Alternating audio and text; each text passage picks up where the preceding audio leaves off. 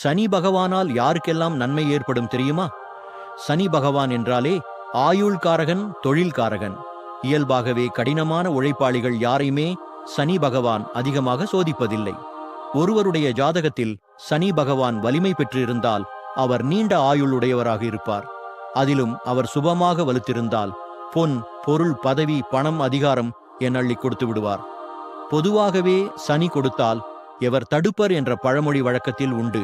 அதற்கேற்றாற்போல் அவர் எதை கொடுத்தாலும் அதனை நிரந்தரமாக கொடுத்து விடுவார். அது அதிகாரமாக இருந்தாலும் சரி, பொன் பொருளாக இருந்தாலும் சரி, கடன், நோய், வம்பு, வழக்கு எதுவாக இருந்தாலும் அவர் கொடுப்பது நிரந்தரமாக கொடுத்து விடுவார்.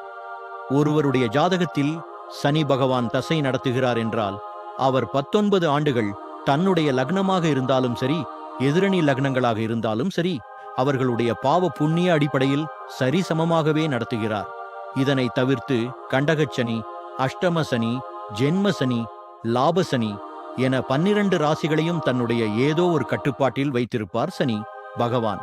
நாம் சனி பகவானிடமிருந்து அதிகப்படியான நன்மைகள் பெற நாம் திருநள்ளாறு கோவிலுக்கு சென்று வழிபடுவது, சனிக்கிழமைகளில் விரதம் இருப்பது, சனிக்கிழமை கருப்பு நிற ஆடை அணிவது, காகத்திற்கு சாதம் வைப்பது என சனி பகவான் மனம் குளிரும் செயல்களால் நாம் அவரிடமிருந்து நிறைய நன்மைகள் பெறலாம்.